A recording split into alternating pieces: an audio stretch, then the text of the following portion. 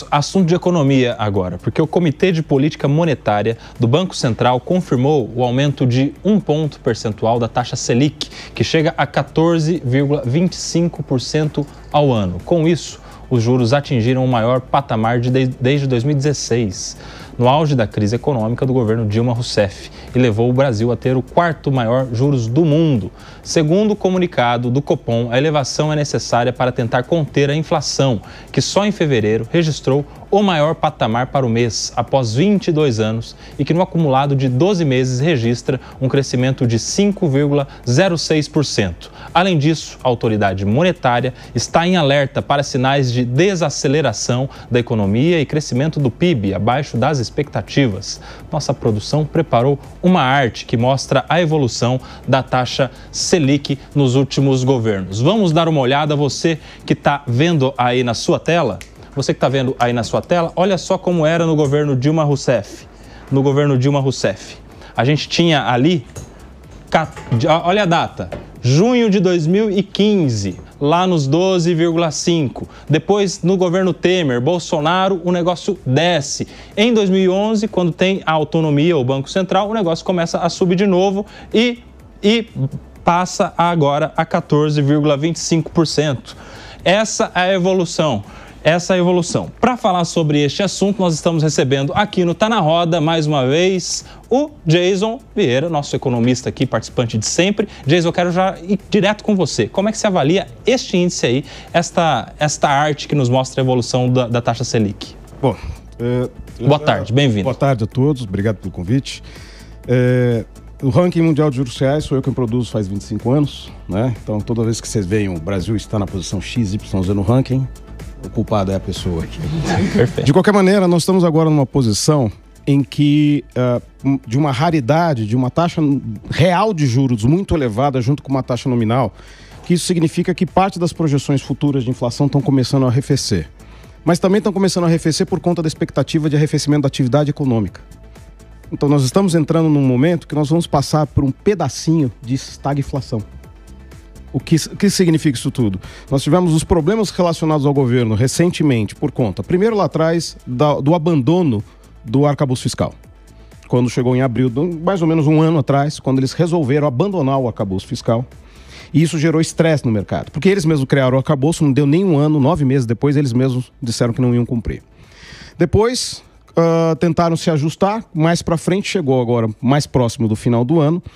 Vamos lançar um pacote para ajustar o pacote para ajustar o pacote, tal de pacote de corte dos gastos. O mercado ficou um mês esperando e aí o governo fez a maravilha de mexer com a economia no momento em que nós temos fluxo intenso de saída de dólares, que são sazonalmente entre final de outubro até o final de dezembro. Sim. São esses 2 meses. Foi nesse momento que o governo começou a falar todas as besteiras que tinha que falar, o dólar disparou junto com o dólar disparou. Tem uma relação direta? Então. O discurso e a alta? Total, porque na verdade o dólar não era para ir, se não tivesse tido discurso, ou se eles tivessem apresentado um pacote crível de gastos, não tinha ido a 6,30 o dólar. E junto com o dólar foi a inflação junto. A inflação junto ainda pegou um momento ruim dos alimentos em termos globais.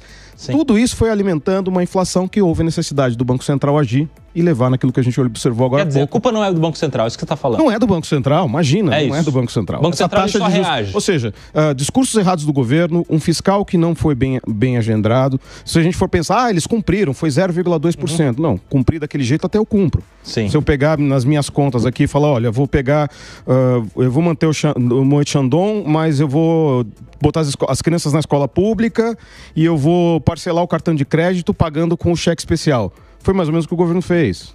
Então, com esse processo todo, a taxa de juros é essa mesmo. Tem que, infelizmente, estar essa mesma, uma taxa de juros muito elevada, e o Brasil vai continuar sofrendo por um tempo com essa taxa elevada. Detalhe, não é culpa do Banco Central, não é culpa do Campos Neto, ainda é reflexo. O Campos Neto, na verdade, ele ajudou o Galípolo. Porque quando ele deu o guidance de 2 elevações de juros, ficou fácil para ele não ter que ficar ouvindo politicamente aí do próprio governo quando tem que subir juros. Jason, você não está sozinho nessa. Olha só quem a gente recebe no Tá na Roda desse domingão também. Carla Beni, nossa também colega aqui de Jovem Pan, também economista, professora, que também vai dar sua opinião, esse bate-bola dos economistas aqui para a gente entender. Você sabe que quando chega esses assuntos de taxa Selic, a gente precisa de um economista. E hoje a gente tem dois aqui, o Jason e a Carla. Carla, bem-vinda, muito bom te receber aqui no Tá na Roda para ajudar a gente a entender também essa questão. O Jason já falou que não é culpa do Banco Central, a culpa é do governo que não trabalhou bem no fiscal e também não falou muito bem aí com o mercado principalmente. O desencontro nos discursos. Quero saber se você concorda com isso, se acrescenta algo. Carla Beni, bem-vinda, boa tarde. Boa tarde a todos, um prazer estar aqui com vocês. Boa tarde, Jason, boa tarde, Jess, a mulher maravilhosa da roda. E eu estava aqui ouvindo o Jason falar.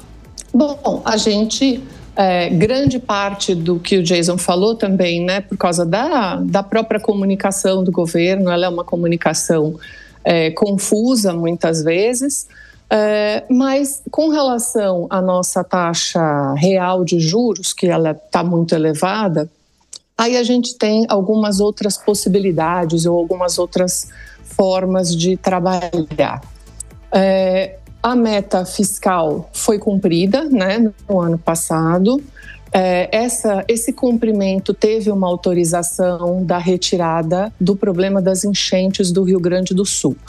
Então, isso foi autorizado. Foram mais ou menos 39 bilhões de reais que foi usado para a questão do Rio Grande do Sul.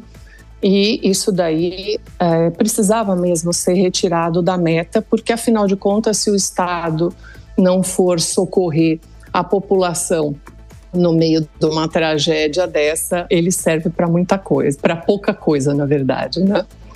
Então, você teve essa manutenção. Agora, não há nenhuma surpresa mesmo, como o próprio Jason falou, porque a determinação já foi dada em dezembro, né? A gente já sabia que a taxa de juros ia subir 1 ponto em dezembro, 1 no começo agora do ano, em janeiro, e agora essa outra. Então, a gente está aí a 14,25, só lembrando que o Banco Central é corresponsável pela política fiscal. Então, quando ele sobe 1 ponto percentual da Selic, ele provoca uma despesa de 50 bilhões no Tesouro, porque 43% da dívida está atrelada à taxa Selic. Então, todos nós aqui nessa sala que temos títulos em carteira, estamos recebendo mais. E isso provoca uma despesa de 50 bilhões no Tesouro. Então, só do ano passado para agora já são mais 150 bi de despesa fiscal. Então, a conferir agora. Carla, agora eu quero trazer mais para a nossa realidade do dia a dia. Aqui para nós, brasileiros que estamos vendo esses números todos, vendo o preço das coisas subirem, eu quero saber qual é o impacto disso. O que eu vou sentir na economia lá de casa quando eu vejo essa 4ª maior taxa de juros no mundo? O que isso significa na prática para o brasileiro? Onde que isso aí pega na nossa economia? Isso daí vai pegar no crédito, basicamente, né? O Brasil é um país de renda média baixa, então, né, a renda média do brasileiro, ela chega quase a R$3 mil, então é uma renda média baixa. E o parcelado, ele é algo muito importante para o varejo, para o giro da economia. E como não existe parcelamento sem juros, todas as operações parceladas têm juro embutido. Então, você literalmente acaba colocando um valor maior nessas parcelas, digamos assim, elas ficam mais caras, e os juros da economia, ele fica embutido nessas operações. Então, para o dia a dia da população, ela tem um crédito mais caro. Se ela precisar de um empréstimo, ela vai pagar mais caro. Se ela até quiser abrir um negócio, se ela quiser pegar dinheiro no mercado financeiro para reinvestir na empresa dela, ela paga mais caro. Então, a vida prática é essa, uma política monetária de contração, que é isso que o Banco Central vem fazendo, é justamente para diminuir a liquidez e encarecer o crédito. Muito bem, Carla, continua aqui com a gente. Quero levar a bola agora para o nosso Jason Vieira. Jason, quero saber o seguinte, meu amigo, diante disso que nos coloca aqui a Carla, encarecimento do crédito, dificuldade de financiamento. O brasileiro ele tem que esperar melhorar ou tem que já fazer agora porque poderia piorar depois? Porque a gente teve algumas projeções de uma taxa de juros que pode bater os 15%. Se não estou errado, não é isso? Nesse ano ainda. Como é que você vê a projeção? E aí, qual é o momento de se valer de um crédito? Bom, vamos colocar algumas coisas em perspectiva aqui. Eu sempre explico que, como sou responsável por esse ranking de juros reais, ele gera muita polêmica de vez em quando. Deixa claro que juros reais, na verdade, eles querem mais dizer sobre o quanto há de rendimento, a expectativa de rendimento daquilo e o quanto isso pode ser atraente, referente a outros países, sim, do que efetivamente a custo de crédito. O custo de crédito ele é nominal. E ele não é só nominal, ele é nominal mais... Vai traduzindo essas coisas aí, por favor. Né? Nominal significa aquela taxa que você vê lá, a Selic, tá certo? Então, 14,25. Só que tem um spread, ou seja, é aquilo que o banco te empresta, vai te cobrar a mais para emprestar. E o spread bancário no Brasil é um dos maiores do mundo. E é uma questão que ainda não se endereçou no Brasil. Óbvio, algumas coisas melhoraram em relação à recuperação de garantias, que isso também levava a um spread muito elevado, ou seja, o quanto o banco empresta do sistema e o quanto ele te empresta. E aí a gente fala do custo de carregamento da dívida. Praticamente todo país do mundo tem custo de carregamento da dívida, sim, por conta da emissão de títulos. E a emissão de títulos muitas vezes é feita para que o governo se financie porque ele não arrecada o suficiente. E é exatamente o que está acontecendo. Nós tivemos os últimos leilões do governo nas últimas semanas, foi absurdamente elevado o volume dos leilões do Tesouro. Ou seja, o Tesouro emitiu muito, captou muito e com taxas muito elevadas. Então, se o governo está pagando taxa elevada, ele não o Banco Central não é corresponsável. O governo é responsável por estar fazendo o processo exagerado de emissões. Quanto a você, pessoa física, a questão é esperar. Isso vai muito da educação financeira que o brasileiro, infelizmente, não tem muito. A questão é, vai buscar tentar pagar à vista. Sempre o mais... Eu vou dizer o ideal para todo mundo. O ideal para todo mundo é segura a onda, guarda o dinheiro, aplica um pouquinho do dinheiro que você guarda e lá na frente você compra à vista. Isso é o ideal. O mundo é ideal? Não. As pessoas muitas vezes têm urgência, quer comprar à vista, quer comprar tudo. E quando a gente Eu quero saber o valor da parcela. Exato. É isso que as pessoas pensam, E quando ela diz que exatamente assim, você tem o embutido nos juros, nos parcelamentos sem juros, sim, é verdade. O problema é que eles embutem no valor à vista. Você paga em 10 vezes sem juros, maravilha, paguei 10 vezes com gigantes aspas sem juros. Mas se você pede para pagar à vista para ter um desconto, eles vão te dar no máximo 10% de desconto, alguma coisa parecida, que é o famoso desconto no Pix, né? Hoje em dia já é possível você conseguir pagar, sim, à vista com desconto, mas ou às vezes o desconto é muito abaixo do que a taxa de juros que eles estão cobrando. Então o ideal é espera, segura a onda, compra na hora certa. Agora tem coisas que não dá para comprar à vista, você tem que ter um parcelamento, tipo vai comprar um veículo, vai comprar um imóvel. Sim. Esse daí, muitas vezes, quem for comprar um imóvel agora, infelizmente, está pegando uma taxa elevadíssima. Um carro também. Eles têm taxa de juros menores? Tem, porque eles têm garantia real que é o próprio carro ou o próprio imóvel. Mas, de qualquer maneira, o Brasil ainda vai sofrer com essa história de juros altos por muitos e muitos e muitos anos. Então, você, sim, consumidor, segura a onda. Carlinha, já perguntei aqui pro Jason sobre como gastar ou não gastar, financiar algo ou não. A minha pergunta para você é no sentido contrário. Como eu posso ganhar dinheiro com isso? Porque isso também gera oportunidades para alguns investidores, essa taxa de juros. Estou certo ou não? Dá uma dica básica para quem, sim, pretende investir diante desta alta na taxa de juros. Como nós temos um histórico dessa taxa real de juros muito elevada, né, a gente diz que o Brasil é o país da renda fixa. Então, por exemplo, se você entrar no Tesouro e você colocar lá o dinheiro, independente da operação que você for colocar, tem até operações pré-fixadas no Tesouro aí que estão pagando 15% ao ano. Então, você vai receber por 4 anos, mais ou menos, 15% ao ano, com zero de risco, sem fazer absolutamente nada. Então, essa remuneração do Tesouro, eu costumo brincar que quando você aplica no Tesouro, você recebe pelo correio uma rede para você ficar deitado. Então, você fica deitado ali, passa o ano ali com zero de risco, e recebe 15% no ano. Ou você pega o seu dinheiro, faz um investimento, começa um negócio e você vai ter todas as dores de cabeça possíveis e a chance de você receber 15% descontada da inflação, vamos brincar que a inflação vai ser 5% ou qualquer coisa, você vai ter aí 8,5%, 9% de taxa real de juros, mais ou menos.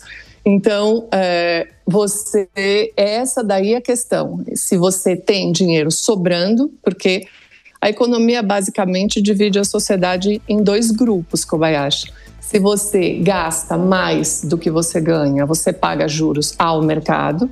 E se você gasta menos do que você ganha, você tem sobra, então você recebe juros do mercado.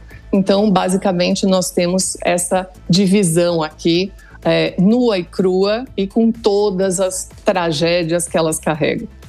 Se entendi bem essa aula por enquanto, o governo, com as suas atitudes, tem gerado uma alta na taxa de juros vinda do Banco Central e faz com que quem tem mais dinheiro, então, possa ficar mais rico. E quem tem menos dinheiro possa ter mais dificuldades ainda, né? Até pela dificuldade de financiamento, imobiliário, veículo e tudo mais. Carlinha, você elogiou tanto a Jess que ela quer falar. Ela vai fazer uma pergunta para vocês aqui, viu? Fala, Jess. Olá, minha amiga. Uma honra estar com você aprendendo mais uma vez. E a minha pergunta vai bem nesse final da sua resposta, né? O Ciro Gomes sempre fala que o Brasil é o paraíso do rentismo.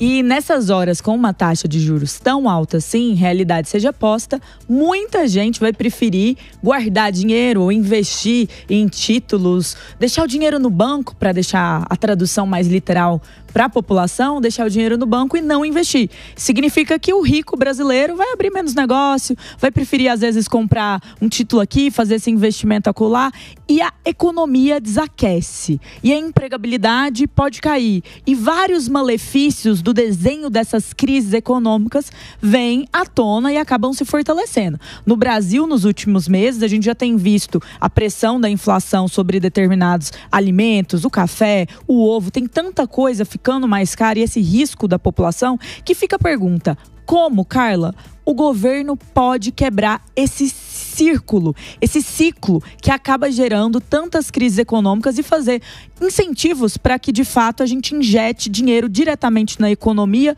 para criar novos negócios, para empreender, para gerar emprego também e aumentar a renda do brasileiro? Muito obrigada. Pergunta maravilhosa. Vou até me posicionar aqui. Essa questão, Jess, ela existe um centro, né, dela de raciocínio, que é a estrutura que o Banco Central se move em cima da meta de inflação.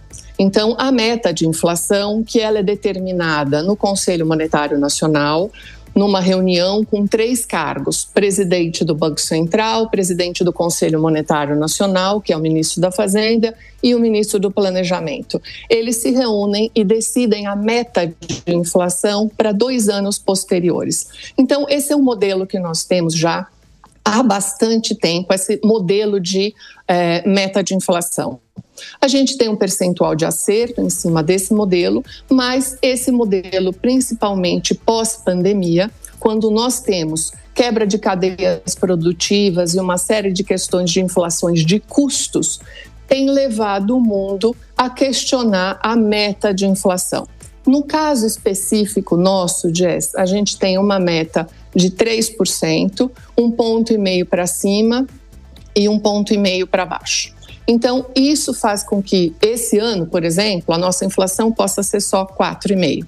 Esta daqui é a questão central. Se a gente não parar para pensar na possibilidade de alteração dessa meta, a gente vai continuar nesse ciclo que você acabou de descrever.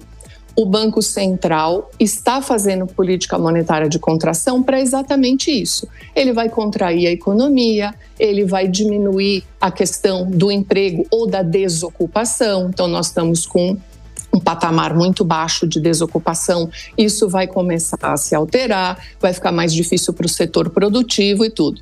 Então, aqui tem algumas questões interessantes. A Fundação Getúlio Vargas tem um grande especialista na área de contas públicas, o Braulio Borges. Ele fez um estudo, está publicado inclusive no site do IBRE, que ele faz a análise dizendo que 3% é uma meta muito baixa para o Brasil, que a gente não tem condições estruturais de trabalhar com 3% de meta, que a gente poderia flexibilizar isso daí entre 3 e 5,4. E ano passado, uma carta com vários economistas, inclusive Demian Fioca e tudo, vários economistas importantes, encaminharam uma carta para o próprio presidente do Conselho Monetário Nacional e para o Banco Central com algumas sugestões. Que esse 3, por exemplo, poderia ser escalonado ou que a margem de 1,5 fosse escalonada. Por que eu estou dando todo esse arcabouço teórico aqui para vocês e, na verdade, empírico que foi feito? Porque enquanto, Jess, a meta for 3, o Banco Central agora ele trabalha com a meta contínua de 18 meses. Enquanto ele olha, ele não está olhando aqui hoje, ele está olhando para 18 meses.